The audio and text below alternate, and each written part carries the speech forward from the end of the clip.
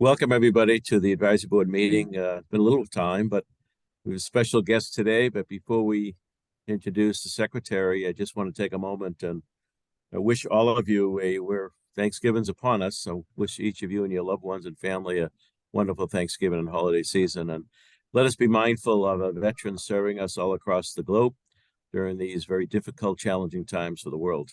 Again, I wish everybody all the best. It's certainly a privilege for me to introduce, and she doesn't need any introduction really, but introduce our new secretary. She was interim for a period of time. She was undersecretary for a period of time, and the Haley administration has now appointed Monica Tibbits-Nutt as the Secretary of Transportation. I've come to know Monica over the last several months and to come to know her with great admiration. She's great abilities and great understanding of the transportation challenges we face. I'm grateful that Governor Haley and Lieutenant Governor Driscoll have shown such confidence in her abilities to lead us in the transportation world. So with that, welcome, Madam Secretary, and the floor is yours. Thank you. Do you want me to do just a general introduction, Brian? How do you want to approach this? Well, yeah, so thank you. Why don't you introduce yourself? I mean, as the mayor said, most of us have the privilege of knowing you, but for those of us that don't have that privilege, why don't you introduce yourself and tell us a little bit about your background? All right, thank you. I'm really happy to be here with everyone. Thank you, Mayor. Thank you, Brian. As most of you know, I've been working in transportation planning for the last 17 years here in the Boston metro area. I originally started as a housing planner in Ohio, made the transition, and actually ended up with my first job here in Massachusetts working at the MBTA advisory board. And working with Paul Ringen has been fantastic. It's where I met Brian. And since then, I started out doing research on riders, really getting a better understanding of the MBTA, their services, their budget, and then transitioned to the 128 Business Council, where I ran regional transit services for 13 years. These are privately funded, predominantly serving the 128 corridor, but open to the public, and have been for the last 42 years.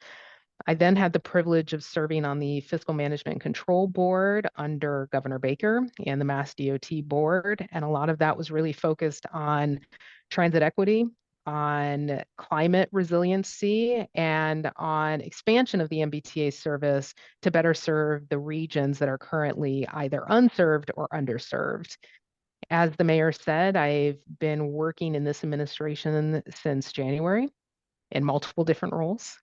In this new role as the permanent secretary, I'm really focused on regional transportation, not just the MBTA, but also our regional transit authorities, also our 35 municipal airports, and also working with Logan Airport, Worcester Airport, and Hanscom. It really is about one transportation system. And this is something that the Healy Driscoll administration have talked about even pre-election. And this is something that we're carrying through not just here at Mass DOT and the MBTA, but through the entire cabinet with all the other secretariats. And we'll get into this a little bit, I think, as we're talking through these questions. But one of the main things I really want to highlight is we all know the climate issues that we're dealing with right now and the fact that transportation has contributed significantly to greenhouse gases. And so as we're moving in and better working with the new Office of Climate Innovation and Resiliency, we are putting together a climate project management office across the DOT and the MBTA to really tackle not just electrification of our transit services, but also looking at providing better vehicle charging infrastructure throughout the Commonwealth, whether we're talking about our federal highways, the Mass Pike, but also working with our municipalities to build up the grid to make sure that all communities, all 351, have the ability to provide electric vehicle charging to really start taking on the climate crisis that we all know is upon us. Well, as usual, you undersell yourself.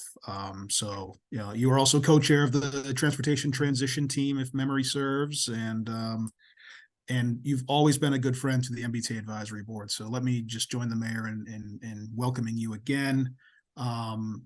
We last had the pleasure of you addressing us. I think it was in July, maybe June, when you were Yes. undersecretary. And I know we covered a lot of T-specific stuff then. So working with my members, we wanted to kind of broaden the horizon a little bit here and talk, as you said, about the intersection of transportation and sort of other policies. You mentioned climate. You mentioned being a housing planner. And in fact, one of our members from Wellesley asked about that. And so if you don't mind, I'll ask you to expand a little bit on the relationship between housing and transportation is obviously pretty clear to those of us in the industry. The MBTA Communities Act was predicated on the T being able to provide additional service in cities and towns so that people won't be more congested.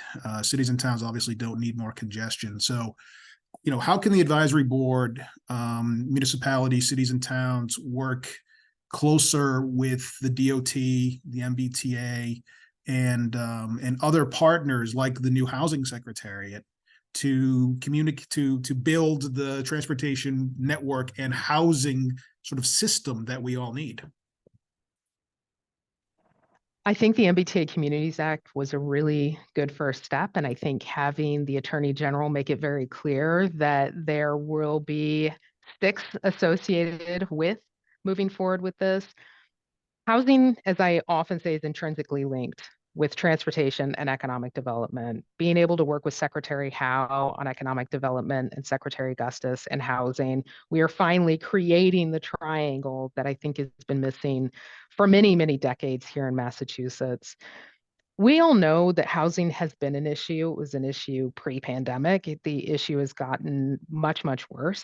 I think what people either know or maybe don't think about is transit is predominantly centered within the inner core.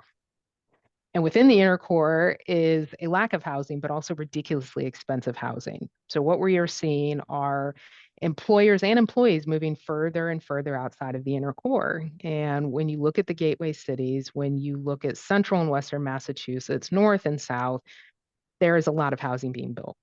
And it's not just affordable housing, because affordable housing is incredibly important, but I think we also need to be looking at the full spectrum of housing. And those are the places that are making that investment. They're making investment in smaller businesses. The problem is we haven't matched that investment in transportation. The MBTA hasn't been able to match it. DOT, we are struggling to match it by making better connections. I think we're making some really big steps. Looking at the Chrissy grant, the $108 million focused on Western passenger rails, a very, very big step. Looking at West-East rails, a very, very big step. I think the work around water transportation, better connecting Lynn, has been a big step. But they're big steps. But I think even if we had $20 billion and we could invest it all in transportation and building rail, and we're increasing the frequency, it is not going to be quick enough to address the unbelievable congestion we're dealing with because people have no choice but to drive. Communities have to build more housing. We need more transit-oriented development around the transit stations that currently exist. If that density is not increased, we can't help with the congestion. There's nothing we can do to fix that. I think the general manager is making massive steps with this very, very aggressive, but I actually think achievable plan to lift those flow zones, lift those speed restrictions by the end of 2024. Will that help? 100%. People will have better options, but they're going to be the people that live near those transit stations. And a lot of us can't afford to live there. DOT alone, the majority of us do not live in the inner core. So we are commuting in every single day on these congested roadways. So we're experiencing this daily. We're never going to be able to get the amount of people in any of the companies in the inner core if we cannot make their commutes easier. And the other thing is, these places that are building housing, these are environmental justice communities, a lot of them. But what about the environmental justice communities within the inner core? They're just not matching this. And I think the other great thing about working with Secretary Howe on the economic development, people are leaving. Every single week, we are losing over 1,000 residents. It used to be that discussion about, okay, you're in 128. It's too congested, move to 495. Or, okay, 495, that's not great, 93. Everywhere is bad. Everywhere is congested. I take Route 2 because I live in Central Mass. It could be 45 minutes to 2.5 hours. It is a mystery every single day and how long. And I leave the house at 5:30 in the morning. You can't leave much earlier unless you're going to leave in the middle of the night and still facing that level of congestion. We have an extreme problem. This is a crisis. And not that I don't have faith that the MBTA Communities Act will push municipalities, but I do have concerns, especially around zoning. And Mhm. so I think zoning issues, lack of, county governmental structures. We have all of these different elements that have created the storm that we are in right now. And I'm concerned. I'm concerned about businesses leaving. I'm concerned about residents leaving. But more importantly, I'm very concerned about the quality of life for the residents who are staying.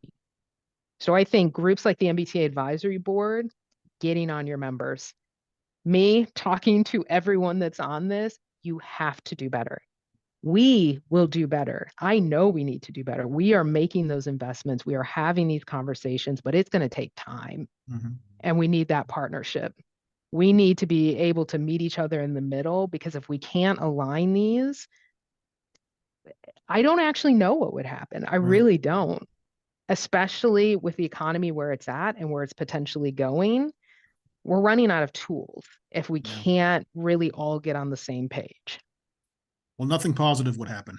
We know that No, much. absolutely not. Absolutely not. I mean, so you got several mayors on right now, multiple select board members, chairs, and tons of staff to cities and towns. And the conversations that I have with them oftentimes are having trouble communicating with folks on your team at the DOT, at the T, and it's not for lack of trying, it's really a lack of coordination. So, let me, on behalf of those folks, just offer an invitation that we're more than willing to help do that, to help figure out, be a way to better communicate to cities and towns where the rubber hits the road. Hmm. And I hear all the time from folks the difficulties in communicating with the districts, with the T, stations being dirty. Who do I talk to? So, if we can be helpful, if I can be helpful, I think that we're here to do that. So please just let us know. And we want to be helpful too. I mean, this is a myriad of people. We have 4,300 people at DOT, about 7,000 at the MBTA. And it is having the personal relationships a lot of the time, unfortunately, is the only way you can get things or tweet. You can send out a tweet saying, this is nasty, can put a picture, and then it's like, absolutely, we're going to handle this right now. That is not a way to work with our communities or our residents. The general manager putting together a chief of stations to address that. And I think the way the GM has been doing this at the T, it's getting there. At DOT, we are working very hard to put together points of contact. Points of contact if you are having issues with litter, if you're having issues with dangerous intersections, and making that very clear. So working with you to be able to say, here's a new communication stream, help us get that information out because we have to do better on the communication. And quite honestly, it's on us. The communities have been very, very open to communicating. They just need to know who to contact. And we are working to actually address that in a very real, meaningful way to make this much easier for all the 351 municipalities because we know it's a beast. It is, and we have to streamline this. Well, that's great to hear, and we will take you up on that. Don't worry. Hold me Um, accountable. You know where to find me, Brian. Let me get a little inside baseball, if you don't mind. The program for mass transportation, perhaps my favorite planning document in all of state government, and that tells you how wonky I am. It's technically due in March of 24. I know we're probably not going to meet that. It's technically supposed to be done by the T. I understand it's going to be done by somebody else. Again, how can cities and towns and the advisory board, which actually has a statutory responsibility here, help in the visioning for the PMT, in the drafting of the PMT, and in again the two-way communication between the folks that are drafting it and ultimately the folks that'll have to implement it, which in many cases are municipalities. I think on our end, and we are trying to hit that March date as close as possible. We really Wow. are. I Good would for say you. for us, making sure that we're communicating drafts as we're going through. We communicate and circulate drafts internally, but we don't do externally very often unless we get to a public comment period. What we want to do is actually share those drafts ahead of time, working with groups like yourself, making sure that the municipalities actually have input in it before we are going to the public comment period, because otherwise, I mean, public comment periods can be very difficult. We're trying to do many more earlier in the process. So it's not just a checkbox at the end of it, and then we release it and they're just glaring holes.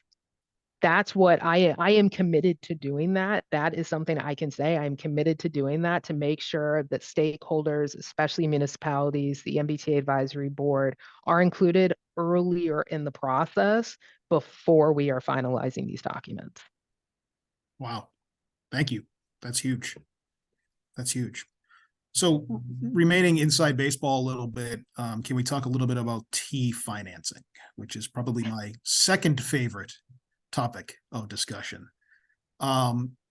You've been involved in this at many different levels for many years. Far too long. Do you think the T has the right sort of financial and operations oversight structure right now? That's difficult. I think the fiscal cliff, having a new general manager, having a new administration is positive in that we are able to have more discussions about this. I think we all know there is no easy fix for this. And you have two separate issues. There isn't enough revenue coming from the state. There isn't enough revenue coming from sales tax, any of that. It's just not enough. It hasn't been enough, I think, ever, but I think especially now. It's not enough money for them to operate the scheduled service. With that said, it is also very difficult to spend money that they do have.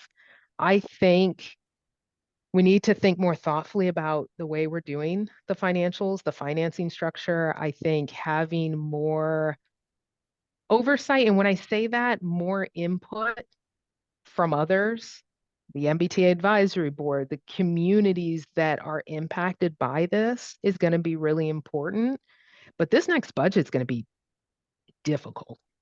The fiscal cliff is across the country, but I think for the MBTA, there is so much work that needs to be done, for the state of good repair, which we talk about all the time, but ongoing maintenance. That is actually more of my concern, is the ongoing maintenance. And how do you balance ongoing maintenance with looking at potential expansion of the service, which needs to happen, increasing the quality of the service? There is no easy answer. I would love to even come and just say, here are potential options. There aren't any really good or easy ones at this point. And I think that's why this discussion hasn't even gone to the board at this point, because even putting together the structure of information to respond to is really, really hard. There are so many unknowns. I think looking at the federal funding has been fantastic, but it is still very, very hard to program and very, very hard to spend. I think that the fiscal cliff is an opportunity to have a hard discussion about hard choices about what is actually needed for the T to function. The amount of money that is coming from the legislature is not enough. And I don't think that that's even a controversial thing to say. That's just simple math. It isn't enough. So how do we get enough money for it? Because we cannot make that money contingent on, oh, well, the service needs to be this level of quality. You need this level of on-time performance to get that money, because you can't achieve that if you don't have that money. Chicken and egg. It is. And it's, you put the T in a difficult position where they can only lose, because there's no winning that way. And I think having a new general manager, a new way of approaching the work, especially on the work that they're doing to upgrade the system, that has a certain amount of money needed that is being programmed, but that cannot be a distraction, and it cannot be a reprieve for the legislature to kick this again, to kick it to 26. It's not enough. It's not enough money. And I know we want to bring in additional sources of revenue. That's gonna be a battle, and you know that. It is gonna be a battle. The gas tax failed last time. I think it would fail again, quite honestly. Mhm. As we switch to EV, a lot of people don't understand that that's triggering a bigger issue as well. That is going to continue to go down. Tolling, we can only use on those roadways. Everything needs to be up for discussion, but I think we also need to be very open and honest with the legislature, but I think especially with the communities. Yeah. Here are the things legally you can do. Here are the things legally you can't do, and make this an actual discussion. Because I think back, when the MBTA advisory board had the sign off, I think there was a lot of benefit to that because it forced a conversation. What I think we need to do is not force a conversation, but lean into the conversation, Mm. because it's going to take all of us. It's the same with congestion. We tried all the stuff that's easy. We tried all the things that we know. Now we need better options and we need better tools. And I think if we're not open to having that discussion publicly, it's going to be hard to put pressure on the legislature to step up and do what needs to be done to Yeah. build the world-class system we all want. I mean, we've certainly said it at the advisory board for years now, if not decades. And one thing I've been saying a lot publicly is that we've tried austerity here in the Commonwealth when it comes to transportation, and that hasn't worked. That's gotten us the system we currently have. And to your points about 1,000 people leaving a week, I didn't know that. That's crazy. The governor talks a lot about competitiveness. If we're going to be competitive, and we're not just talking about being competitive with Nashua and New Hampshire anymore, we got to be competitive with global players. We need a functioning transportation system. And it's key. It's key. I mean, there was stuff in the Globe the other day about Kendall Square, folks not being able to get to Kendall because the red line is not running the way it should be. And groups like ours have been talking about this for years, and I know you know that. And it's just been frustrating. So, but we're in this fight, and we will be there with you. Just again, help us understand what needs to be said, and help us understand how cities and towns can play that role. The advisory board in many ways has been revitalized in the last few years, and we have a much more active group. So we are here to be your partners. And we're here for the same thing. You and I've talked about this many times. There is a reset with this administration. We serve the public. And I think that that's a mentality that maybe has been lost over a period of time that we serve. You are our clients. You are our customers. And I agree, austerity doesn't work when you're talking about social services. It doesn't work when you're talking about transit. It just doesn't. It's never going to make money. It's insanely expensive. It's always going to be insanely expensive, but it's essential. Or how do we do anything else? Well, one thing that I've noticed, and I'd love to hear your thoughts on this about your management style, is you seem to be letting the great people at the T, and there are really good people at the T. I want to shout out the budget group right now. I'm sure they're not listening, but they do great work with very difficult circumstances. But it seems like you've let Phil be Phil. Can you talk a little bit about Phil Ang and sort of the interaction you see with him, and kind of how he works with your office and the board, and how we can also support Phil being Phil? I adore Phil. I do. I absolutely adore Phil. And I think, and I'm actually glad you asked this, because I think the relationship between a secretary and a GM, especially in Massachusetts, is essential. And I think it's essential to have very clear lines. I'm not the general manager of the T. And I say that all the time. I am not the general manager of the T. I'm a partner. I am here to offer advice. I'm here to offer support. I'm here to fight for the funding, because quite honestly, that shouldn't be the fight of a GM. That's a fight of a secretary. It just is. Phil has a job to do, a ridiculously difficult job, but he is good. He is so incredibly good at what he does. And you know me, I'm big on subject matter experts. He is a subject matter expert in running a transit authority. Sure is. And I let him do it. And he tells me what he needs. And are there times that we're going to have a discussion of how to balance the state's priorities with what the T's priorities are or what DOT's priorities are with the T's? Absolutely, but it's a conversation. And I think that's the big thing. He and I get along. He's a hard person not to get along with. Anyone that knows Phil, he's impossible not to get along with him. He's And great. I've learned such an unbelievable amount just from his experience. And I think this shows there's also a benefit to get people from outside of Massachusetts. There is, because we need those lessons. I have learned so much from, especially about rail, and the way he has approached the restructuring of the T is showing it's paying off. It is showing Yeah. what can actually be done. And I Totally. think for me, it's also showing how a partnership between the two of us can actually work. But it is constant communication. And if you don't have that, there's no way either of us can actually accomplish what we need to for transportation across Massachusetts. So I have to say, he's doing an unbelievable job. I can't say enough about it. I'm a huge fan, but I'm also here, like I said, to support and to deal with a lot of the larger issues so they can do their jobs. Well, we've seen many GMs over our time in transportation, and we've seen many secretaries, frankly. Yes. That's I keep a list on my website, as you know. I have checked it out for my own historical knowledge, just so you know. That I have yes, I have to update it actually. I haven't updated it in light of the last 2 days. But again, thank you for doing this. We've seen you've seen many different styles. When you were on the control board actually articulated a vision for the MBTA. It articulated a vision for regional rail, 90-second headways on red and orange at peak. Really exciting stuff. In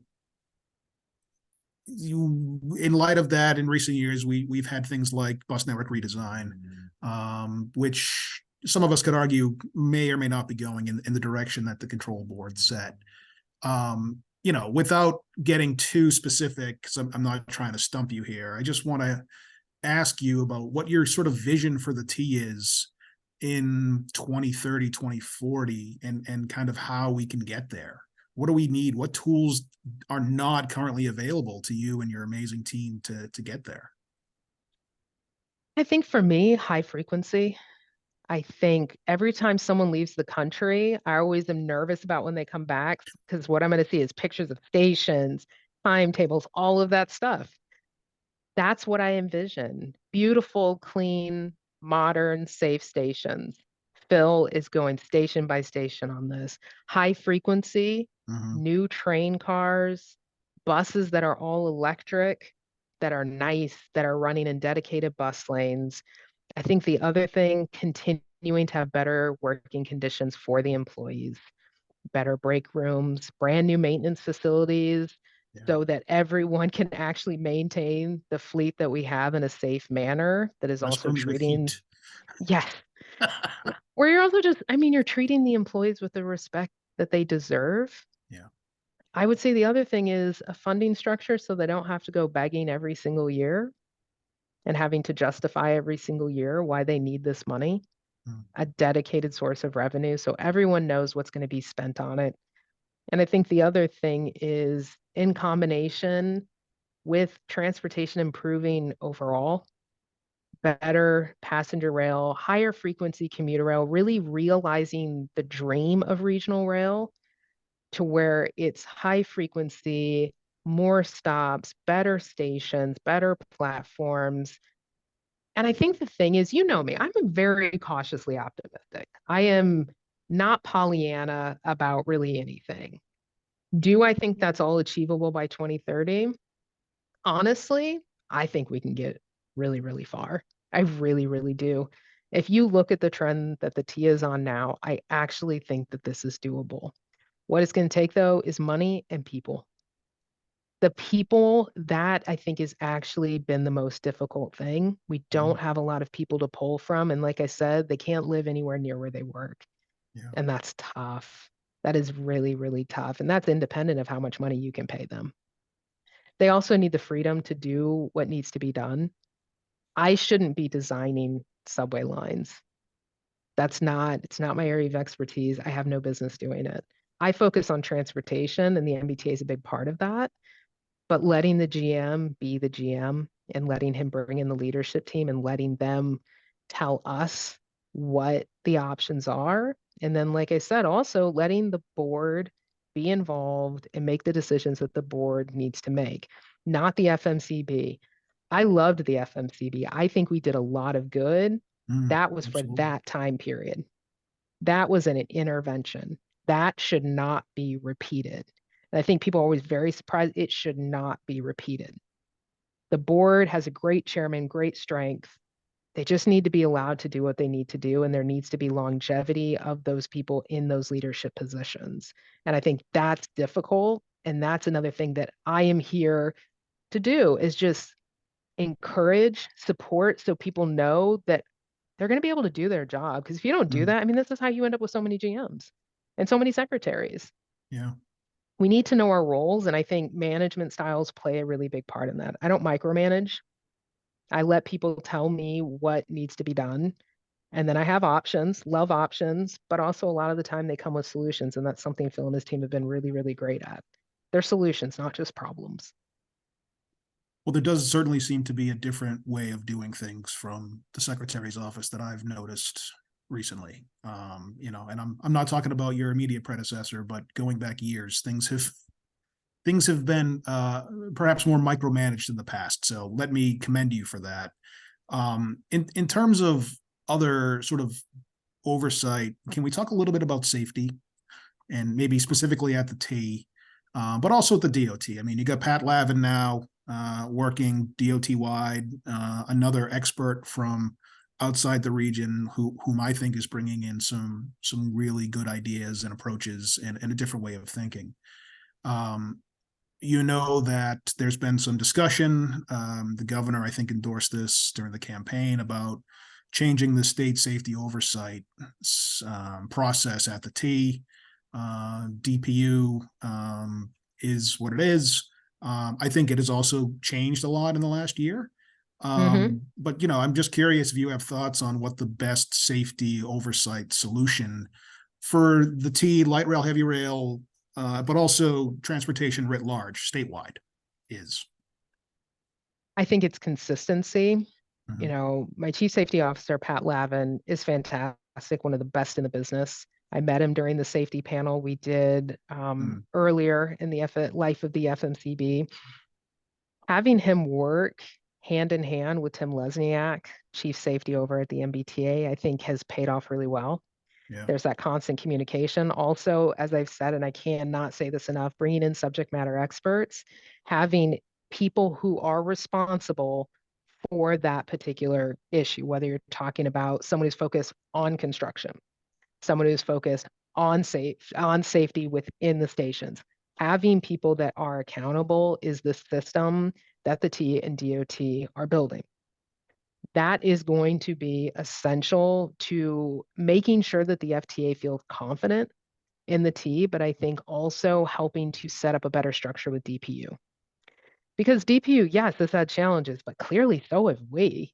DOT and the T, we have had very similar challenges. And I think it once again goes back to it's very hard to have accountability if you do not have individuals who are accountable to something. And I think having that structure, the safety is not just getting better now, but is going to continue to get better. And like I said, it's not just safety for our riders, it's safety for our employees. Absolutely. And it's getting there, whether you're talking about the new flagger initiative, whether you're talking about a restructuring of right-of-way training, looking at during service shutdowns, what are you able to actually address in that period of time, whether you're looking at tactile strips within the stations. We're getting better and better. And I think also making sure that it is very, very clear and there's a significant amount of supervision of our contractors as well. Yeah. I think that is something that has been left to contractors over the years. And some of them are good, some of them are not great. And so I think having a consistent system that is put over that contractor, and like I said, having those leaders who are accountable, who you're going to need to call if there is an issue. That is how this works because it's Mhm. also not, you don't need to micromanage if you have those leaders in those particular areas reporting up to chief safety officers and then up to myself and up to the GM. it's getting there. And I think there have been leaps and bounds even in the last couple months with that coordination. Well, so you're not going to take a position on which state safety oversight role is best. That's fine. The The advisory safety board. oversight needs to get better. Mhm. It needs to get better, and it's going to That's fair. take more than just the DPU to do it. I should note that Mayor Koch just dropped off. He's on his way to a MassDOT board meeting. So he Yeah, will who see you. scheduled these two in the same day? This is horrible He will see timing. you very soon.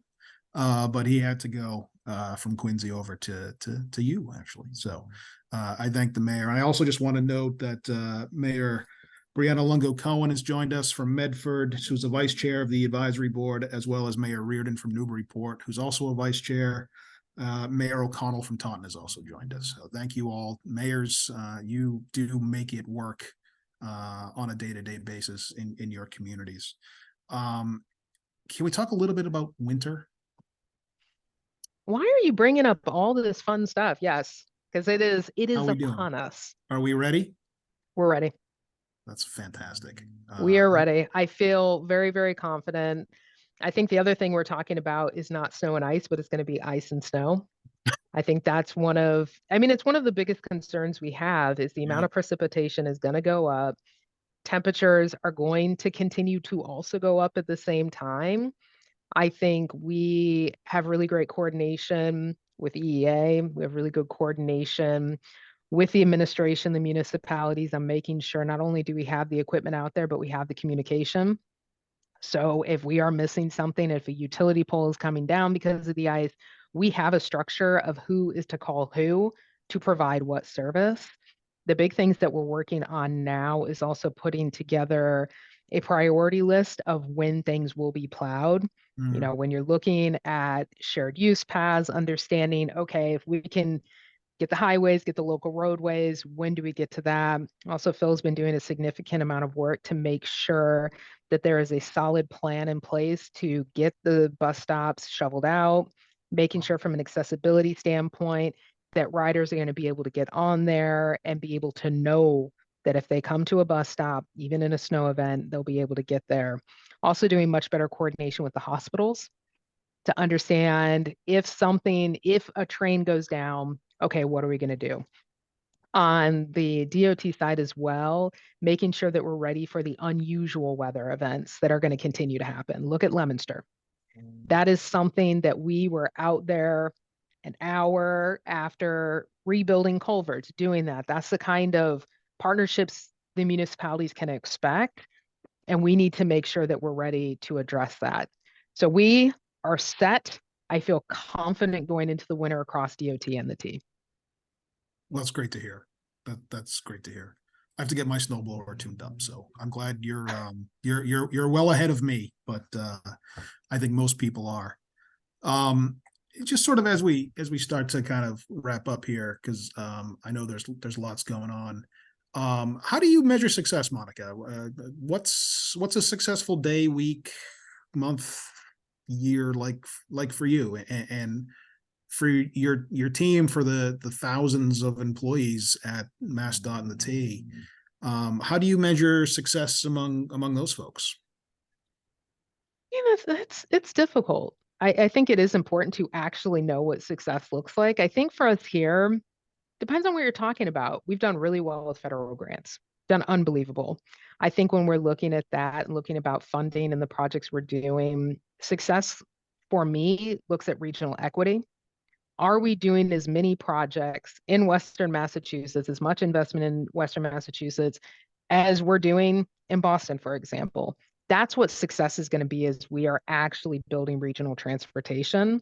I think from an equity standpoint, are we actually communicating with the communities, communicating with the environmental justice communities, and are we having accessible meetings? Are we doing enough language translation?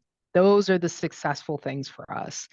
I think when it comes to the services, are we in any way addressing congestion? That success is so virtually impossible with the tools we have now. So what success looks like for us is being open to different tools, having discussions with people outside of Tim Park Plaza about potential solutions. I think when it comes to transit services, it's lifting the speed restrictions. It really is. And then also looking at the on-time performance and looking at how large a geographic region can you cover with transit. Yeah. That's successful. And then it's the little stuff. For example, we have gotten rid of single-use plastic bottles here at 10 Park Plaza. We have now switched to aluminum cans. That is a huge, huge switch for us. Huge. That's a major thing. It is. And it's one of those things that seems simple, but it's profoundly complicated. I tried to do it in 2014 and couldn't. So kudos to you. Well, next time you're here, we have several different offerings for you to try. I think when it comes to the climate initiatives we're doing, setting up a climate project management office, it's the first one we've ever had. That was a major, major effort, major success. And then I think as we're kind of going through this, it's looking at what most people consider the small things. Have we installed new chargers at our service plazas? Are they fast chargers? Are we able to put in enough microgrids to be able to power them? Those are the big successes. Buying electric buses, moving forward with our drone programs, being able to have more pilot programs, whether you're dropping medical supplies, whether you're inspecting tunnels. We have hundreds of successes every day. I think for us, it's communicating those. But for me, ending every single day, independent of how stressful or whatever random crisis has happened, with my team saying, okay, what is one thing that we accomplished today? And if it is, it's okay, we finally switched over the cans, or guess what? We finally have ASL translation in every single public meeting we have, independent of how much money that is going to cost us. Or did we respond to someone and they said, listen, you need to mow the grass at this intersection because no one can see beyond it. Can you please address that? Also looking at, are we dropping fatalities? Are the fatalities going down? Are we saving lives? You know, for example, we have a pilot that's going to be going on in Brockton to address and look at what are the causes of traffic fatalities? How is this impacted by the vulnerable user law? Those are the successes we have every day. Some of them have metrics, some of them don't. But I think that's also going to the same thing at the T. It's a change in culture, it's a change in mindset. And that motivates people to want to do better every single day. And sometimes I think it sounds cheesy, but it is really important. These jobs are stressful, and a lot of the time, people have no idea how hard these jobs are.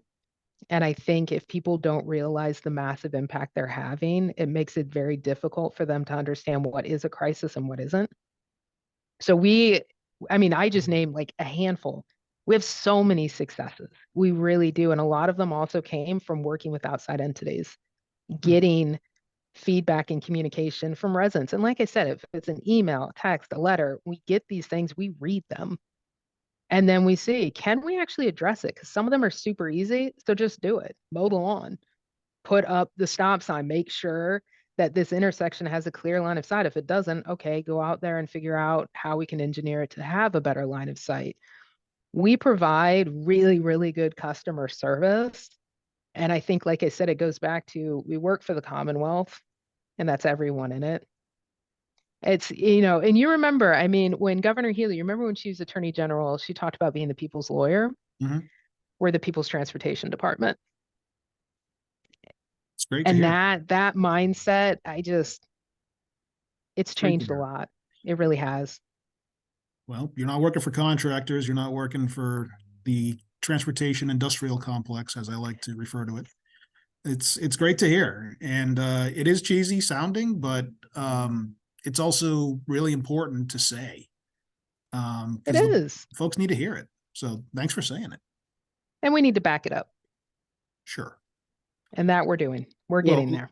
On the little things note, let me just put a plug in. So you probably know this because you're out that way, but there's been a series of EV chargers at commuter rail stations in many towns, including Littleton, where they worked, but there wasn't never a maintenance contract put in place to maintain them. And that's what happened with the service plazas. Exactly. So as you address the service plazas, and I know you will, but let's not forget about our commuter rail stations. it'd be great if folks could charge there while they're commuting and have a charge vehicle when they get home. And again, our cities and towns are willing to work with you, as you know, to put in all the infrastructure necessary to get there. So let me just ask you this final question then, which is, there is you definitely seem to have a vision for what you want transportation to be in Massachusetts. What does one transportation network system, whatever you want to call it, look like for you and for MassDOT? And how does the T integrate into it? How does someone walking, biking, riding, going to the RMV, walking on a municipal sidewalk, transferring to a T, transferring to state property, all of the above? What does one unified system look like for you? For me, every place that you go, you should have at least 3 ways to get there. Wow. And they should be 3 ways that are cheap. And I mean really truly affordable. I think this is something people don't, it's like, oh, well, it's just an additional 50 cents. An additional 50 cents can mean the world to many people, and it can mean feeding your child. I think it needs to be the same access independent of what neighborhood you live in. You should be able to pick jobs based on what you want, what amount of money you need to make, what field you want to be in, same with what school you want to go to, and not have transportation be the deciding factor for being able to make that decision. And beyond that, you should be able to get to all the services that you need to have an actual quality of life. Hospital, getting to clinics, being able to get your kid to daycare, get your parents to a senior center. You should be able to do all of those things with more than one transportation option. No one should be forced to own a car. No one. You should be able to do this multiple different ways. And then the last thing is be able to do it in a way where you're not taking your life into your own hands. You should be able to confidently use a transportation service and feel confident that you're going to come home from it. So that's where it comes into the pedestrians and bicyclists. They need to be treated with the same amount of respect that a car is. Same with the buses. They need to be treated with the same amount of respect. And the places that are carrying the highest occupancy and the people that are choosing to not get into a single occupancy vehicle should be prioritized over single occupancy vehicles. They Hear, should. hear. Mass transit should take priority on our roadways. Hear, hear. So that's my vision. I'm gonna die here in the Commonwealth. So it's also from a selfish standpoint. Every year I get older, I want the transportation to get better. And that's how, talking about measuring success, that's how I measure my own success. Every year, the quality of life should get better for Right. residents every single year, or we have failed. It just makes sense. I mean, your quality of life is pretty miserable if you're stuck on 93 moving at 1 foot, every 5 minutes. And we've all been there. So the solution is, we got to help each other, and we got to find ways to pay for this. And, I like to note that we are a commonwealth. We're not a state. And again, being cheesy, that means we're supposed to help each other. So, just know that your cities and towns here that I work for, are here to work with you, are here to support you. I am incredibly excited that the acting bit of your title has been removed. I think this might be your first public event. At least I'm going to claim it's your first public event as secretary. So It is. there you go. And I think it means a lot that you're spending it with with municipalities and municipal leaders. And we've got a lot of questions from a lot of our members, and I've asked as many of them as I could today. There's never enough time, but I think everyone has a pretty clear vision of how you're going to run DOT and the state system. And I, for one, am even more excited now than I was when we started. So thank you, Madam Secretary. Thank you so much for being with us and for spending this time with us and answering all my cheesy questions. Well, also, I would like to thank you. This is a really big opportunity, and I think being able to talk about the vision, because like I said, it also makes it to where we're being held to the vision and being held accountable. But I think the other big thing is this gives me the opportunity to just say thank you for the patience of everyone. And I truly mean that. Thank you. And have faith, because I do. For the first time in a very long time, I have faith in this agency. I have faith in the MBTA. We're gonna get it better, because this is what the GM 24 hours a day, 365 days a year, this is what he's thinking about, is getting better every day. And the same here. That is our focus. And we'll do it as to the best. Well, I will do it to the best of my ability every day, as long as I have in this seat. Well, I certainly hope it's a long time. And, the record is 12 years. So, no pressure. Ooh, I'm Um, not going to break that record. You know what? I will feel very confident, because I mean, my wife. I do. I don't know if 12 years is doable, but let's see. It's been 48 hours, so maybe I'll change my mind. 48 down and 48 to go, at least. Thank you, Monica. Thank you, Madam Secretary. Really appreciate your time. Let's give everybody back 8 minutes. Have a great rest of your day, everybody. Thank you. Thank you, everyone.